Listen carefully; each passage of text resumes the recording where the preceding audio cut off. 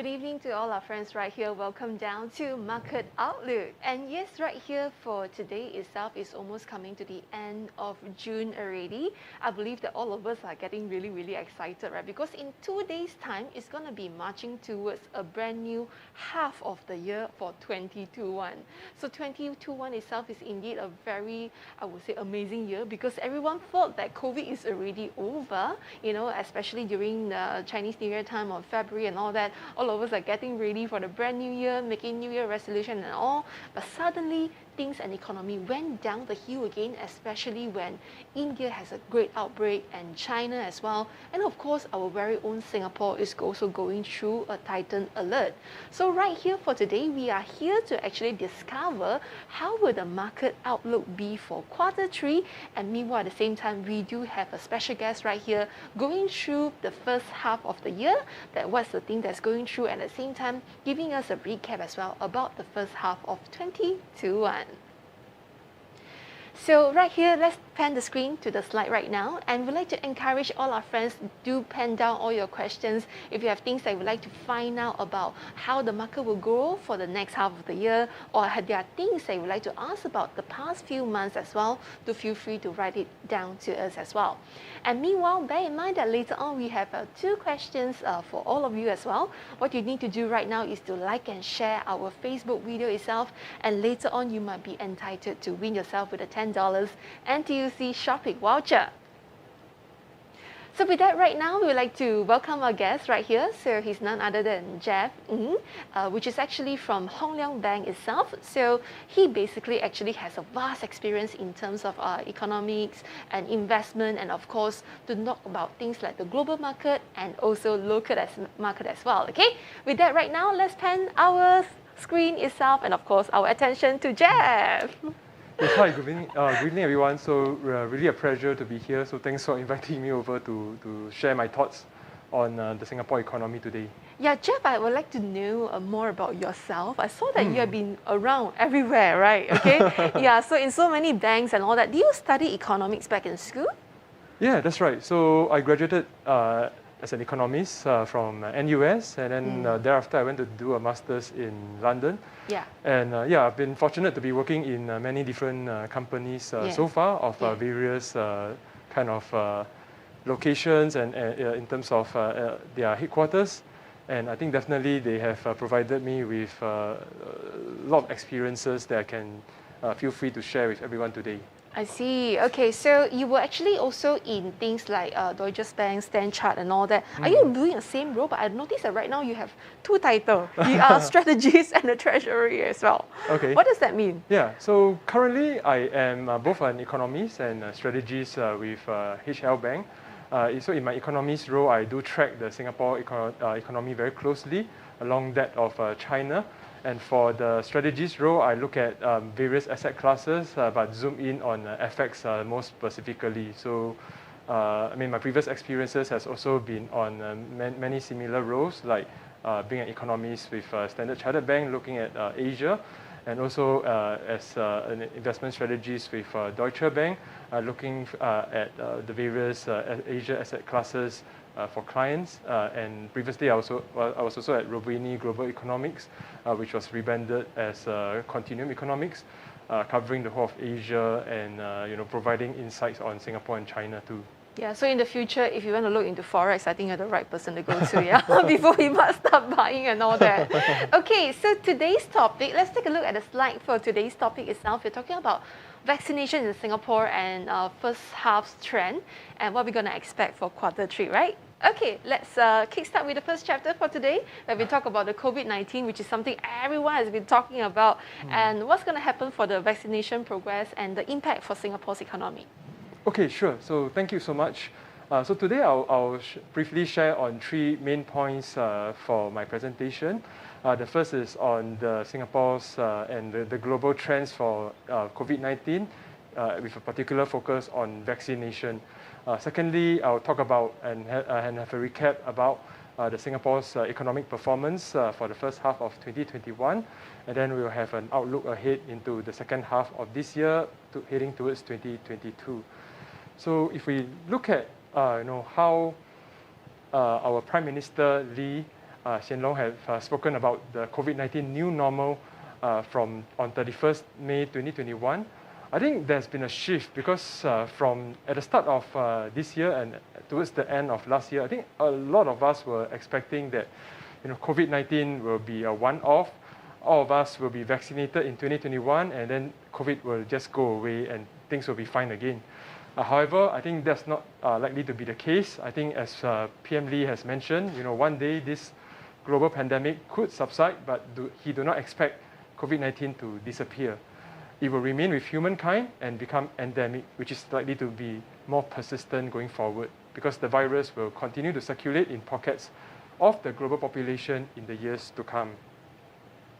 Yeah, so there's this thing, people keep saying things like what endemic kind of thing, right? So what does that actually mean? Does that mean that this pandemic going to become endemic and continue on in the whole world and just keep going on and on and on? Yes, I think looking at the current situation, what is likely to happen is that COVID-19 is here to stay and it will continue to evolve. I'm no health expert, but being endemic means that I think the Singapore population and the global population do have to live with this pandemic for years and years to come.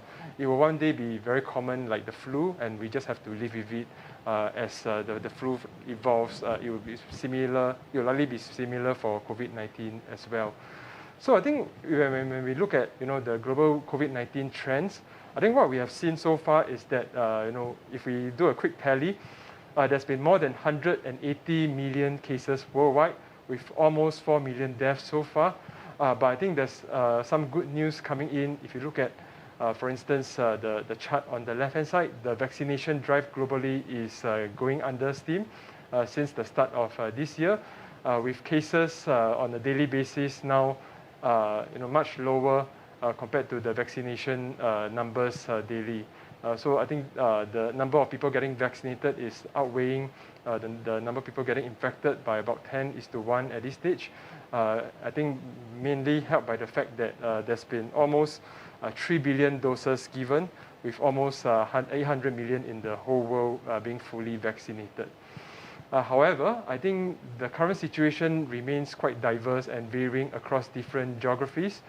If you look at the map on the right-hand side, you'll see different shades for different countries and regions. So what we've observed is that those there are hotspots for COVID-19 continue to remain in parts of Africa, in South America, as well as in parts of Asia like Mongolia, India, and Malaysia.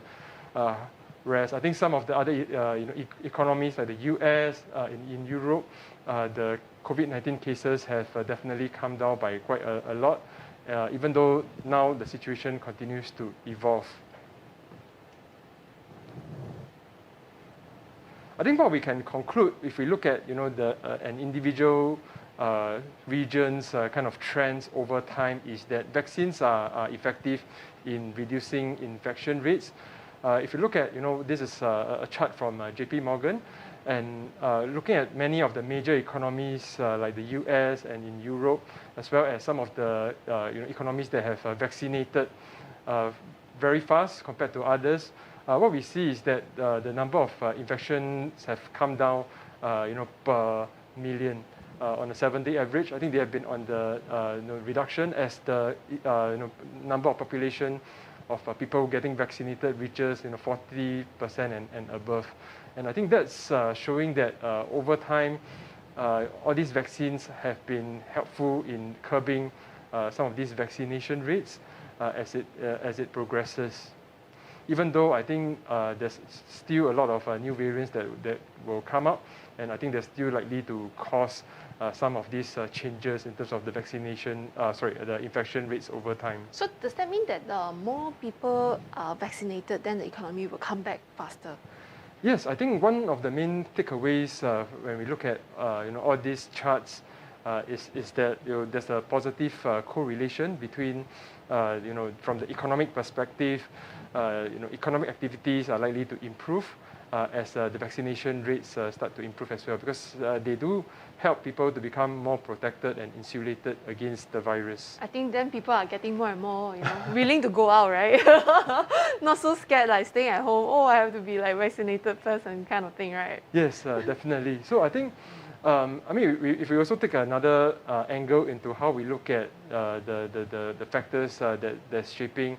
So this is a chart that shows, comparing across different countries, economies, and regions across a single period of time. So I took this chart sometime in mid-June. So this compares, the number of cases per 100,000, which is a proxy for, the vaccination rate against the vaccination rate on the y-axis. So what we do observe is that, there are many factors that shape trend, and it's really inconclusive. Because for instance, some regions like Bahrain, Maldives, Uruguay, they do have a higher vaccination rates, but they do have new cases as well. So I think they do show the fact that certain vaccines or maybe the government's policy will likely shape the trends and infection rates. And I think if you compare, for example, the US and UK, so even though we've heard a lot of stories that they have been having less vaccination rates compared to the trends that was observed in the end of 2020, but I think if you compare, let's say, to the Singapore, the red dot on the chart, we do note that the number of infection rate is still lower compared to that of the US and UK.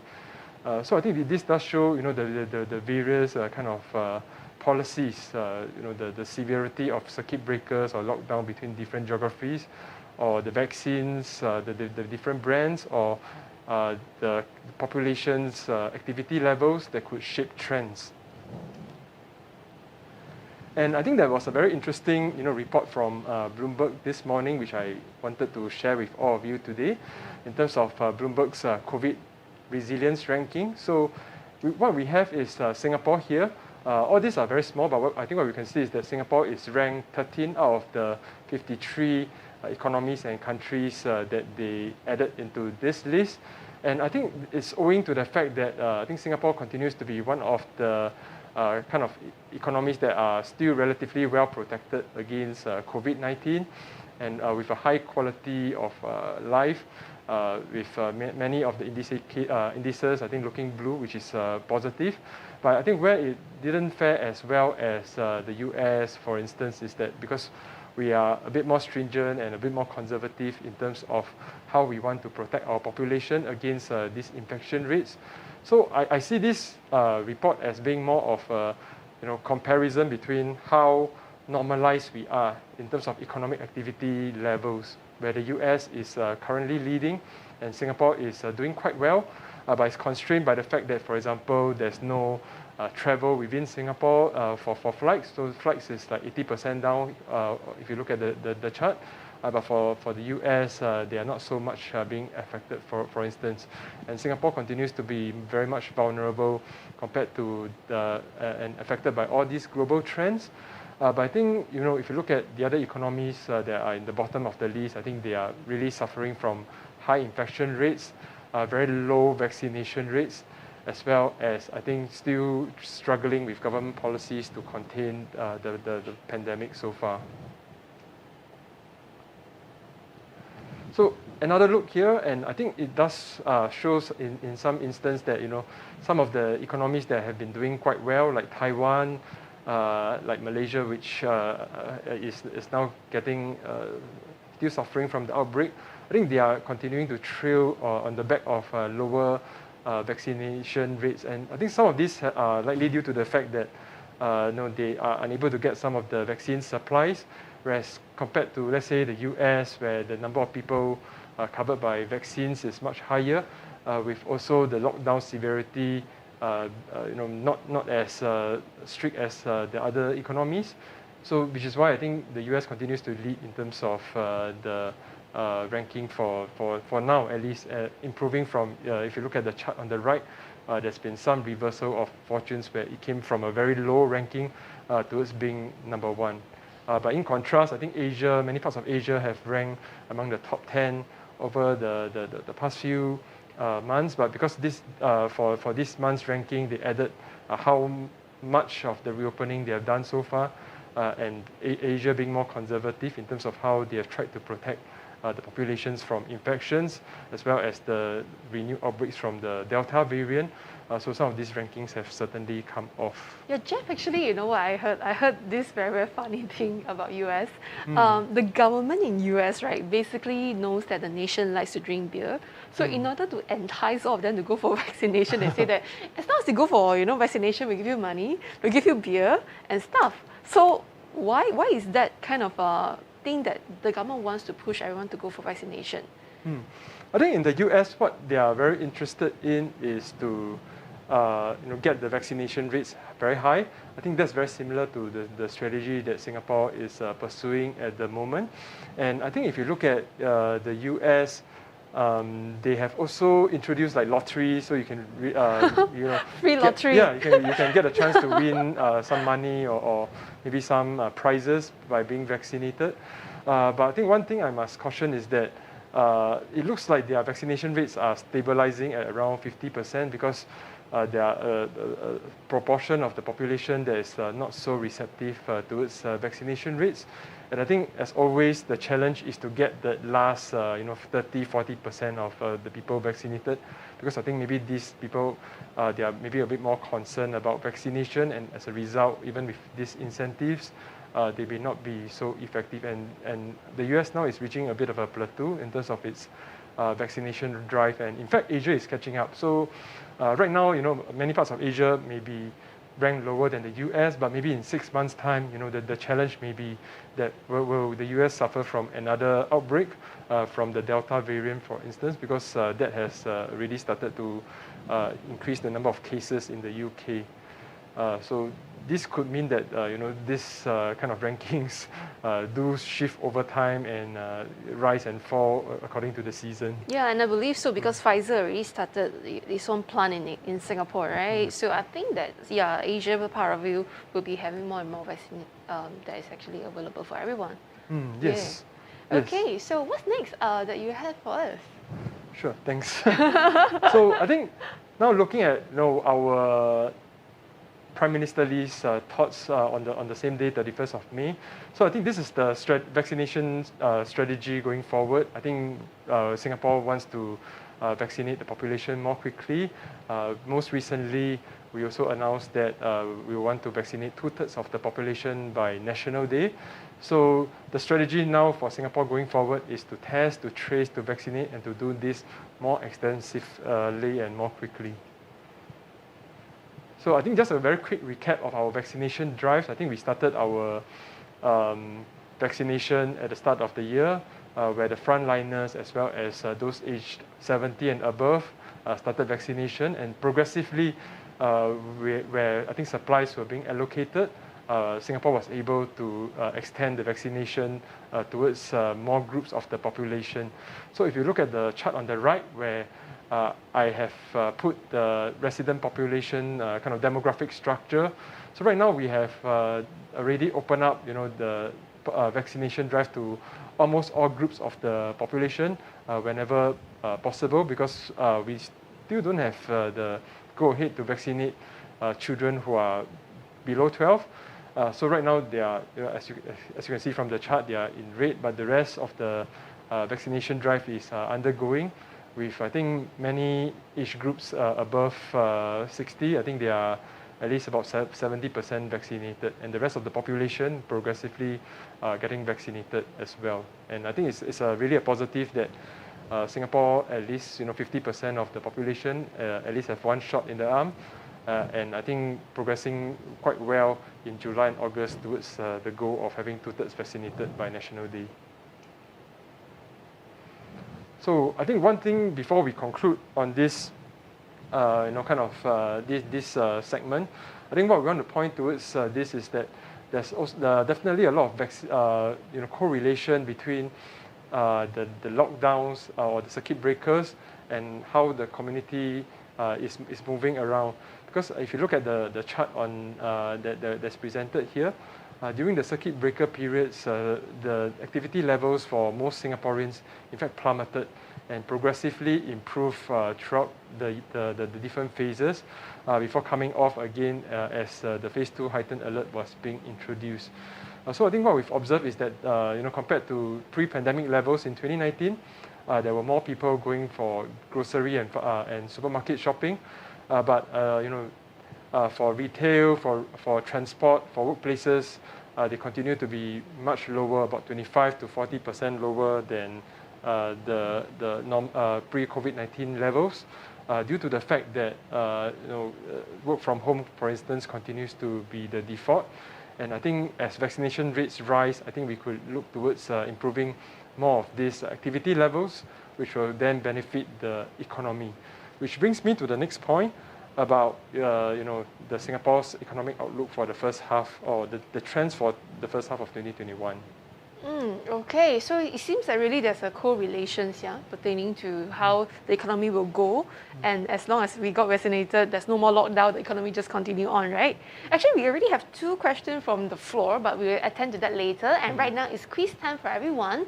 So the question is, what is Singapore's vaccination goal by National Day? Okay, if you hear what Jeff mentioned just now, I'm pretty sure you know the answer. If you know it, just comment down into the comment box itself. We'll be announcing the lucky winner later on, okay? So is it A, 50%, B, 67%, or C, 100%, okay? All right, let's move on to the next thing that you'd like to share with us today. Okay, thank you. So the second part of my presentation talks about the recent performance of the Singapore economy, because we do have data up to perhaps April to May of this year. So what we can see is some trends. So for instance, I think one thing that's really striking is that the economy is continuing to look pretty resilient, and performance has been quite encouraging. I think if you look at the kind of GDP growth and economic activity levels, in fact, if you look at the chart on the left, we are close to the pre-pandemic levels, where you look at the bars on that is in brown.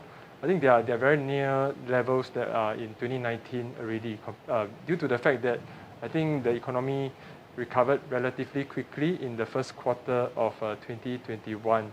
In fact, most analysts, including myself, was expecting a decrease in compared to the previous years in terms of the first quarter performance, but the economy, in fact, surprised with a 1.3% year-on-year growth, which means that the economy expanded from the first quarter of 2020. And I think that's a really good gauge in terms of how the economy is doing, because if you recall what happened in the first quarter of 2020, the economy was still not that much affected in terms of the COVID-19 outbreak. I think people were still going for some domestic holidays and still going on their daily activities pretty okay, before I think the circuit breaker that was introduced from April to June last year. However, I think the recovery looks a bit K-shaped, and why K-shaped? Because some parts of the economy is on the up, which is the upward pointing part of the K, but some parts of the economy is still pointing down. So, which is why economists like myself have termed this recovery a K-shaped recovery. If you look at the sector performance, so even though the economy as a whole grew 1.3% on a year-on-year basis, but if you look at manufacturing, for example, and modern services like the information and communication sector, the finance and insurance sectors, they are seeing quite healthy growth rates between 5 to 10%.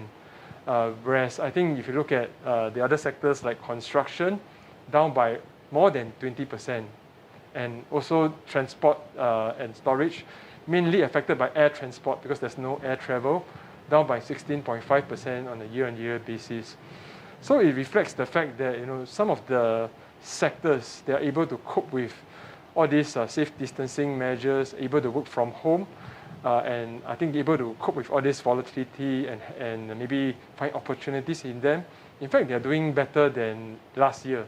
But the fact is that some of these sectors are struggling with, for example, manpower shortages in the construction sector, and also I think in the transport and storage segment, suffering from the lack of air travel. So that continues to shows the downside for the first quarter performance, which is quite reflective of what the economic trend is for today.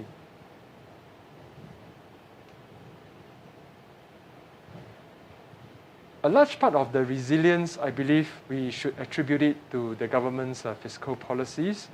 The government has spent around 100 billion over the past budgets, five budgets in 2020, and also having more in 2021 to support the economy through these tough times. In fact, the Central Bank of Singapore, the Monetary Authority of Singapore, did estimate that all these expansionary government spending, fiscal measures, they call it, supported the economy by 5.5 percentage points. So if the government did not spend all this money, we could have seen the GDP growth fall by maybe 12-13% last year. But last year it only fell by slightly more than 5% on a year-on-year basis. And I think there's also some support from monetary policy. So I think that helped to push GDP growth a bit higher. However, I think, of course, all these measures were unable to cope with the weight of the COVID-19 and the lockdown, the reduced kind of economic activity levels that Singapore suffered as a result, which is why I think even though there's a lot of bad news, but there's still plenty of positives to take from this. Okay, so I think that things are really moving quite well, yeah? Let's take a look. What happened to retail? Yes, so let's have a zoom in on some of the sectors that we are maybe most in touch and familiar with, like consumer spending.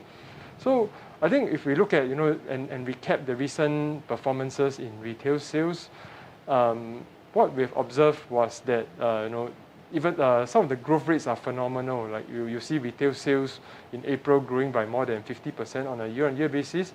So what I've done here is I've normalized it, because if you recall last year in April, what happened was the circuit breaker. So there wasn't much activity levels going on, wasn't much shopping. So this year's rate is definitely looking quite inflated compared to the levels last year. But I think if we just look at the levels and put the pre-pandemic level as 100, and I think looking at the plunge in 2020 and the recovery, I think what we can see is that retail sales now continue to be maybe about 10% lower in terms of levels compared to the pre-pandemic levels in 2019. And before that, I think it looks pretty flat without much spending over or without much growth in terms of the spending over the many years that had come along. So there's been some recovery, and we are now about 5-10% lower than the pre-pandemic levels. But I think it will still likely be a relatively diverse set of performances. For instance, the food and beverage sector, they are about 40% down in terms of the activity levels. And I think going forward, the concern may still be that in terms of the levels still be pretty low due to the fact that I think we still can't resume dining in on a normalized basis even when we start to sort of like loosen up some of the restrictions. And even if we do so, maybe the capacity of these restaurants may not be 100%. So the outlook for some segments continues to dampen on the overall retail sales growth. But that's not to say that all is bad for consumer spending. I think what we've observed is that there has been some positives, because if you look at spending in discretionary items, and by discretionary items, what I mean is things that you may not need but you decide to get, like maybe your sports shoes or maybe your clothing or computers, mobile phones. I think we saw some positives from all these discretionary spending at the start of this year. I mean, if you look at supermarkets, everyone rushed to the supermarkets during April, but that's starting to come off. And in contrast, I think a lot of the spending on the computers, the watches, and the recreational goods fell and collapsed in the middle of last year, but they are now steadily growing. And for example, in the case of computers and telecommunications, they're in fact higher than pre-pandemic levels in 2019. So I've normalized this chart to 2019. It's equal to 100 to show that anything above 100 means that we are higher than pre-pandemic levels, and anything lower is still lower than pre-pandemic levels. And we do see some positives for some segments ahead. So a tip for all our friends right here is potentially can go into recreational goods. And I think all these are things like bicycle, wellness and all that, right? You know what, Jeff? Recently there's this competition organized by OCBC Bank, and they're talking about this cycling contest, right? And everyone has to pay $100 as a so-called sign-up fee, you know. And guess what? The whole competition itself got fully sold out in less than 2 months. Wow. It's crazy. I think that everyone is really like more cautious into health, wellness due to all these kind of pandemic item. And so potentially these are the areas that people who are affected, like example in tourism industry, can go into and look into it as well, right? Yes, indeed. I think, in fact, if you look at like COVID-19 pandemic, they've definitely shaped, our life and our lifestyles and perhaps our spending habits as well. So I think if you look at some of the anecdotal news in Singapore, we do see more people biking, more people exercising, so investing in maybe the equipment. And also I think with now, for example, scanning of QR codes now the norm compared to, let's say, 2 years ago when maybe many of us do not know how to do that. So maybe people are feeling that they need to invest in a better phone or better equipment to deal with the new normal. Okay, and what else do we have? Property. Oh, this is actually another hot topic for everyone. Yes, yes, in fact. So I think all these sort of like changes in how we function in post-pandemic, I think is also impacting on the real estate sector. So I think if we look at like the property prices indices, and as usual, we compare to pre-pandemic levels as with 2019 equal to 100, and anything above 100 means that it's better than pre-pandemic levels, and anything lower means it's still weaker. So we can see that most of the segments for property have been coming off lower. And that's especially so for offices, because work from home continues to be the default mode, which is why I think office prices have been coming off since 2020, and the trend has continued. I think going forward, we expect some recovery as the vaccination rates rise, and as I think the restrictions are gradually being loosened up. So that could help to improve a bit of the property price indices for the various segments like retail, like shop, and like industrial, at least for the 2021 and 2022. I think one line that's missing here is, of course, the residential market, and that's really on the high because of maybe the shortages in construction, which is limiting supply. So that's helped to increase the property price index compared to the pre-pandemic levels. You know what, Jeff, recently, right, especially since end of last year and early this year, even for my circle of friends, right, I know a few of them are really like going down to all the show flat. I think because too bored, is it? Not too sure, is it because of that? So they've been like house shopping, condo shopping or show flat shopping in a way. And quite a fair bit of them actually start buying property, second property and stuff. But I know that prices are going up just because of this force factor, because there's not enough workers, so-called launches are getting slower and all that, right? But will this like kind of extend, or is it a good move now to even buy, because there's not many workers nowadays in Singapore, and there's more and more trend that people start to outsource their work overseas, or people who, I know of a few people, they're Malaysians, and due to COVID-19 they can't come back to Singapore, and since everyone work from home, they just work from home from their house in Malaysia.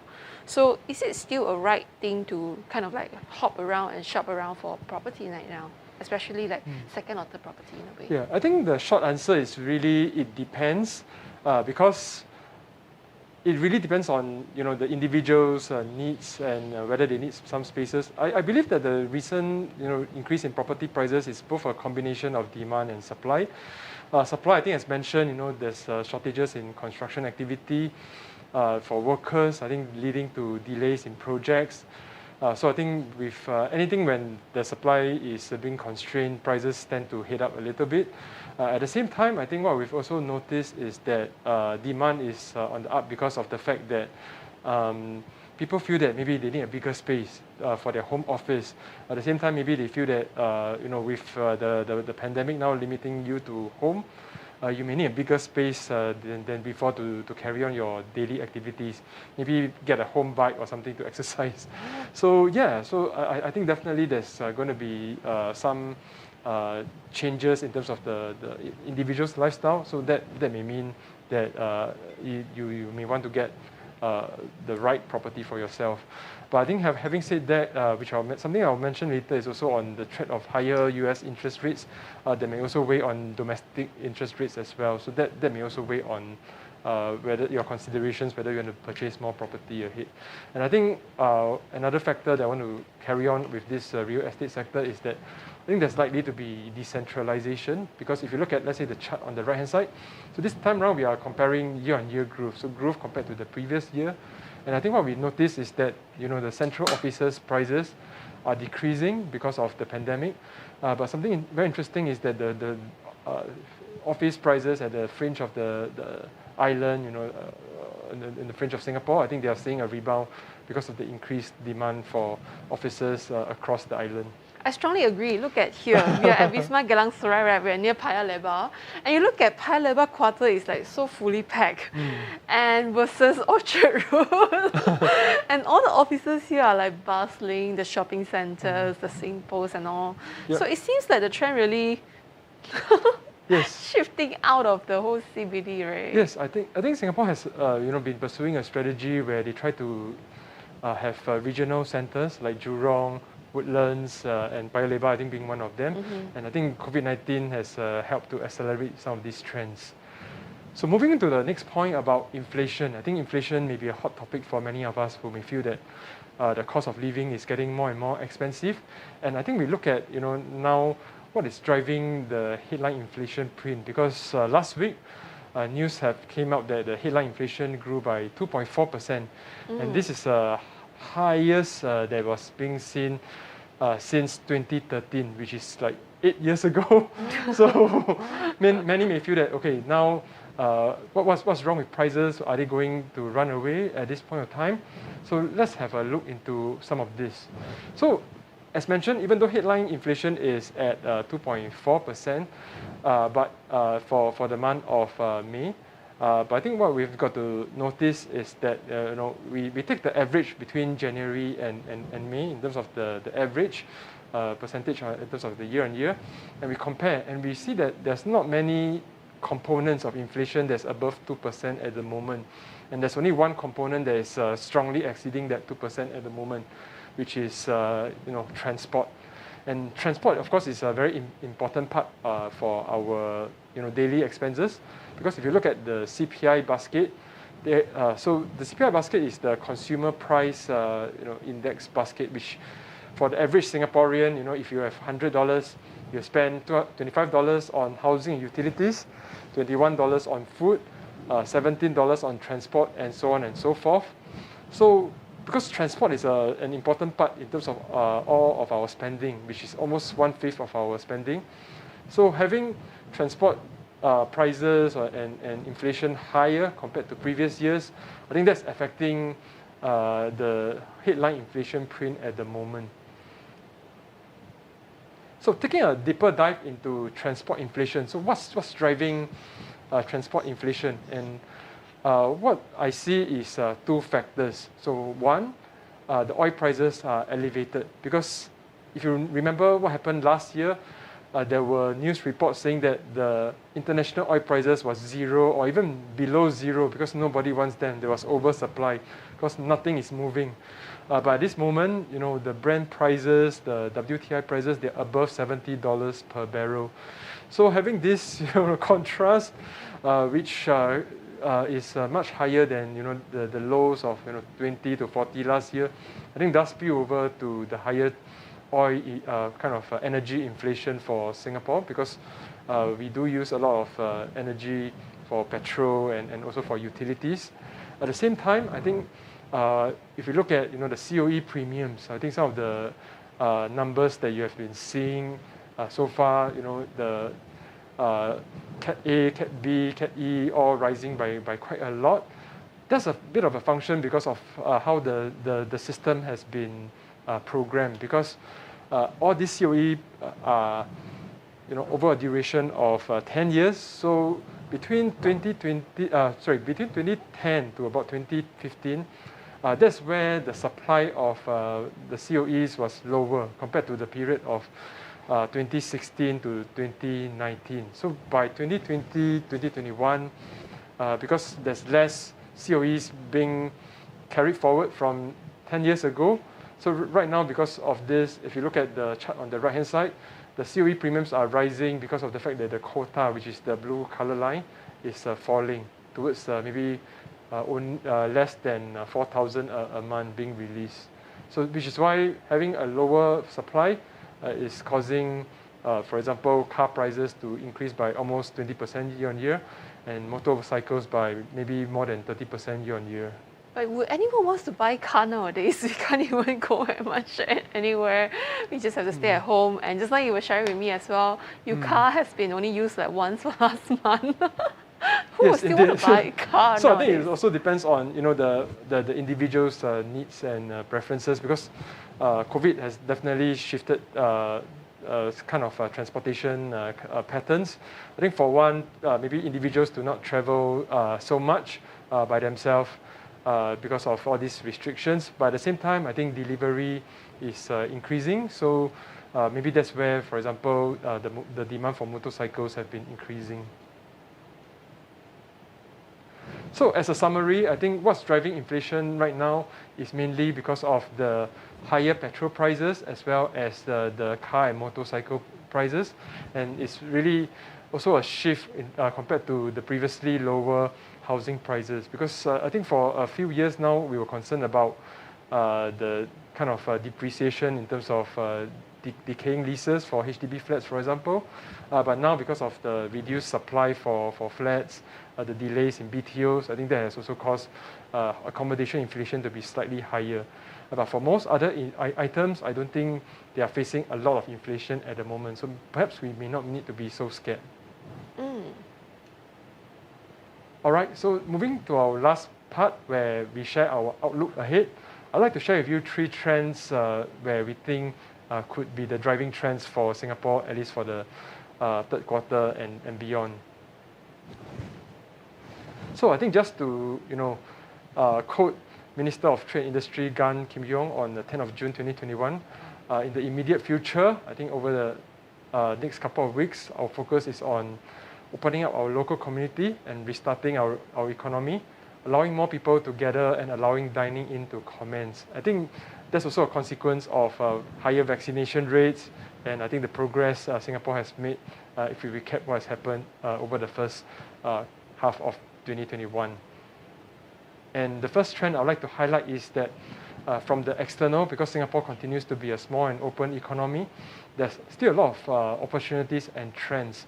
If you look at the chart on the left-hand side, like I mentioned, a lot of the major economies like the US, China, and Eurozone, they are starting to get a grip on COVID-19. Or for China's case, they have been handling COVID-19 relatively well since the start of the pandemic. So the non-manufacturing and services PMIs, we have been more badly hit and more affected by all these COVID-19 restrictions. They're starting to look very positive now. And I think that's going to mean that there could be more demand, external demand for Singapore, demand for goods and services from Singapore. So I think that's going to be a positive for the Singapore economy going forward. I think one flagship challenge in contrast that I see is rising input prices, because if you look at one of the major global trends, that's that factory prices are rising by quite a fair bit. In terms of the year-on-year percent, they are about 8 to 10% on a year-on-year basis. And I think when prices of inputs gets more expensive, like for example, when the computer chip semiconductors that's going into the handphones, going to the cars, I think if that's going to get more expensive, there's definitely going to be some concerns that the price of the cars or the mobile phones will get more expensive as well. And I think eggs also. Eggs and tomato from Malaysia recently increased in price just because not enough worker, everyone is in a lockdown mode in Malaysia, and at the same time, transport is getting more and more expensive. So it seems like it will still somehow or other will affect our life, right? I think to some extent, we like I mentioned, we may need to be a bit more concerned about inflation, but I don't think we need to get too concerned. In fact, for food inflation, compared to last year, I think things look pretty well because Singapore has been able to gather inputs from various sources. I think that's helping to limit a bit of the food inflation compared to that of last year. Although I think global food prices, as you mentioned, they are on the uptrend, and it may hit Singapore with a lag. So that's something that we watch quite closely. I realized that my favorite bak chor mee also increased price recently. Absolutely. So I think going to our next point about what we think of the economy. So maybe over the next few months, what we can see in terms of the year-on-year growth rates, because we are comparing to the circuit breaker period. So anything is going to look very nice. So you may see retail sales growing on 50% year-on-year. You can see maybe oil exports like growing on a 100% year-on-year basis.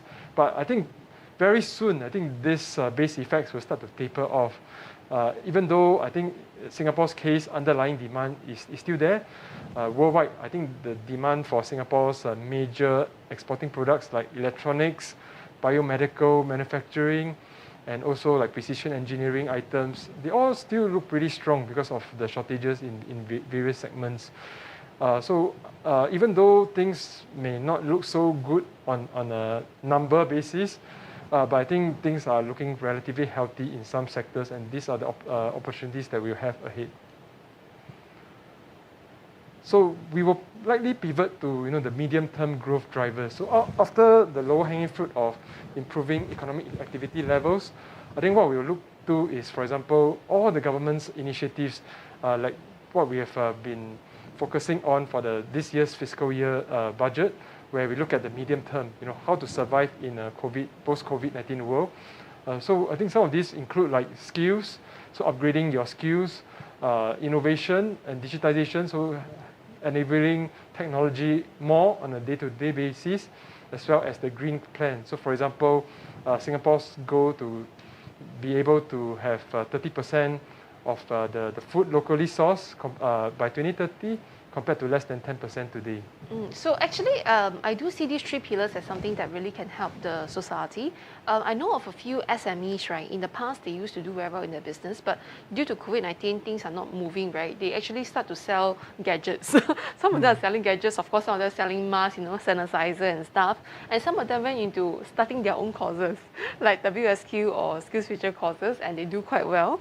And some of my friends actually really pivoted into the green plan. So the world first, not Singapore only, world first so-called plant-based meat, right? Mock meat is actually my friend's alliance.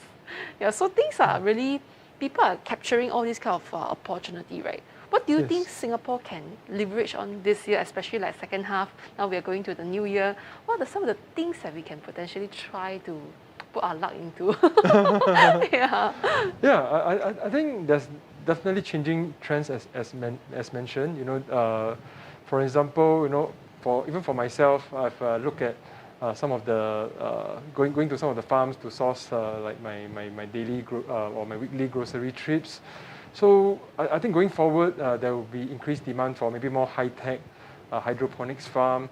There's also increased demand for, let's say, Singapore as a data center. So keeping data in Singapore, where with more and more, let's say, data in cloud storage, the demand for all these centers will definitely rise, even though as a consequence, I think there will also be increased power demand for these companies as well. I agree actually, because recently I start to go into this thing called data protection due to my services that I offer to the client.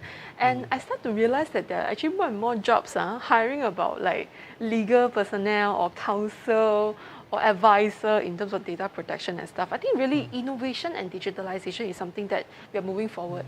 And surprisingly, Singapore is one of the pioneer in PDPA, Personal Data Protection Act, compared to something that's in Europe called GDPR. And in the whole Asia, Singapore is the first. So I think we can leverage on something that is really closer to our heart and our industry itself to kind of serve the global market as well, right? Yes, absolutely. Yeah, cool. So that's another tip for you, data protection. All right, so what's Yes. next? Yeah. All right, so just to share our house view for 2021 and 2022. So This from Hong Leong Bank, right? If the Yes. source got cut out. Yeah, so all Yes. these are some forecasts from Hong Leong Bank itself. Yeah. So, like I said, maybe the second quarter we would see GDP growth at very strong numbers, 15%, more than 15% year-on-year basis. But that's because of the circuit breaker period last year.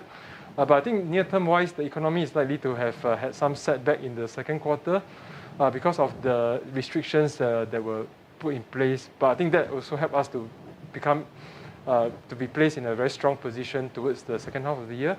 So we expect growth to be relatively elevated at 6.3% in 2021 and normalizing to still a respectable 3.5% in 2022. For inflation, I think the energy prices have been relatively high, but I think they may start to stabilize and come off.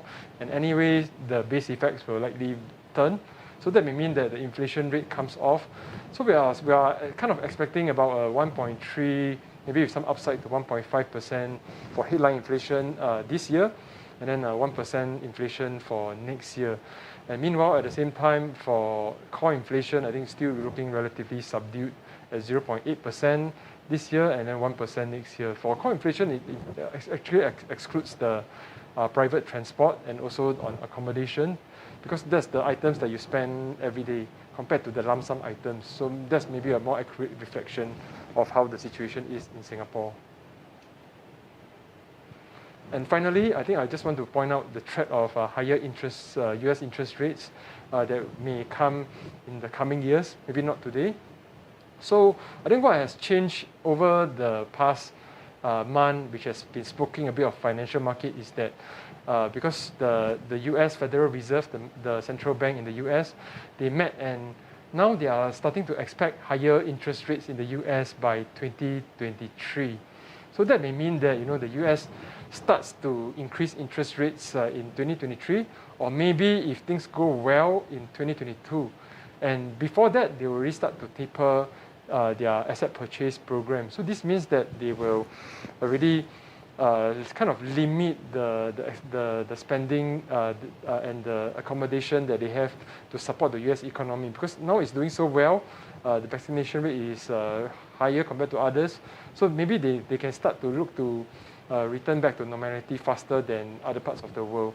So Singapore interest rates are somewhat correlated with US interest rates, as you can see from the chart here. So the FFTR upper and lower is the policy rate, so how the range that the US FOMC set every meeting, and the LIBOR rates, the 3M LIBOR, which is the 3-month LIBOR in rate, that's the US interest rate, and the 3M SIBOR signifies the 3-month SIBOR in blue, light blue. So the LIBOR and the SIBOR rates do correlate with each other. So with higher US rates, Singapore rates may go a bit higher as well. But I think that's not imminent for now. That's maybe 2022, late 2022 to 2023 story for now. So that means if I buy a house now, maybe next year I have to pay more. So that's perhaps one thing you need to be a bit aware of, because when you fix your interest rate, or when you get your home loan, when you get a mortgage loan, yes, you may start to be a bit more wary that there could be threat that US interest rates rise, causing Singapore rates to also rise by 2022, 2023. Okay, so what's happening in the forex market then? Yeah, so just to wrap up a little bit in terms of all these financial markets continue to look very volatile, but there's definitely a lot of gains and losses so far.